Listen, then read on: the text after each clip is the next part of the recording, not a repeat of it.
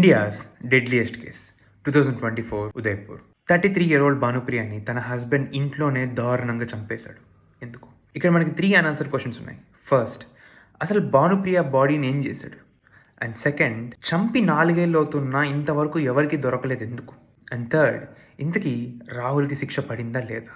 Police investigation start చేశారు. రాహుల్ నిజం చెప్పాడు. 2019లో ఇంటి నుంచి బయటకు వచ్చేసిన వీళ్ళు దూరంగా ఒక ప్లేస్లో ఇల్లు తీసుకున్నారు. ఇంట్లో నుంచి తీసుకొచ్చిన డబ్బులతో ఒక టీ బిజినెస్ స్టార్ట్ చేశాడు.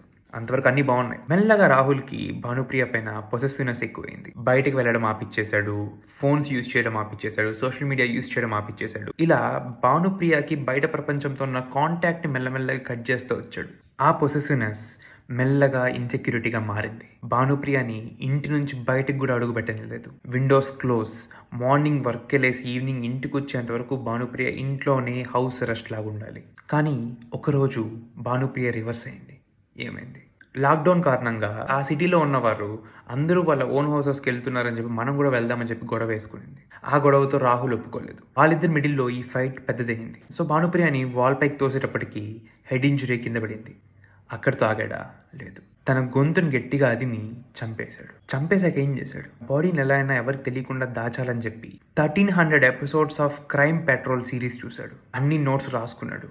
అందులో 3 పాయింట్స్: బాడీ, డిస్పోజల్, స్మెల్. దగ్గరలో ఉన్న కన్స్ట్రక్షన్లో బ్లూ డ్రమ్స్ చూశాడు. ఆ బ్లూ డ్రమ్లో బాడీని పెట్టి క్లోజ్ చేసి పెట్టేశాడు. సో ఇప్పుడు మనకు వచ్చే డౌట్ ఏంటంటే, ఈ డ్రమ్ ఏం చేశాడు అనేసి.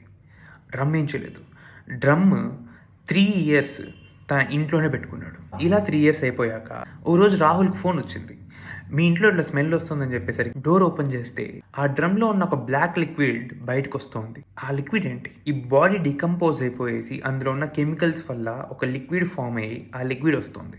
వెంటనే డోర్స్ క్లోజ్ చేసి మొత్తం క్లీన్ చేస్తుండగా డోర్ నాక్ చేశారు. ఎవరు? తన ఇంటి ఓనర్. లోపలికి వచ్చాడు, చూశాడు, అరిచాడు. పోలీస్కి ఫోన్ చేశాడా? లేదు. మీరిప్పుడు పోలీస్ చెప్తే 3 yearsగా మీరు అసలు ఆ ఇల్లు ఎందుకు చెక్ చేయలేదని చెప్పి మిమ్మల్ని కూడా అరెస్ట్ చేస్తారనేసి భయపట్టించాడు.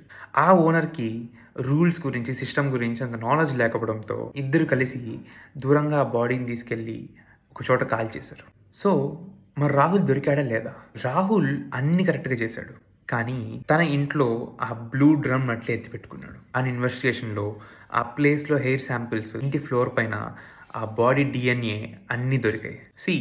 తప్పు చేసే వాళ్ళకి ఎంత శిక్ష పడుతుందో తప్పుని సైడ్ నుంచి చూసి ఎంకరేజ్ చేసే వాళ్ళు కూడా అంతే శిక్ష పడుతుంది. సో తన ఇంటి ఓనర్ని కూడా అరెస్ట్ చేశారు. ఎందుకంటే ఎంత కరెక్ట్గా తప్పు చేసినా నిజం ఏదో ఒక రోజు బయటపడుతుంది. ఇంకా ఇలాంటివి తెలుసుకోవాలనుకుంటే ప్లీజ్ ఫాలో.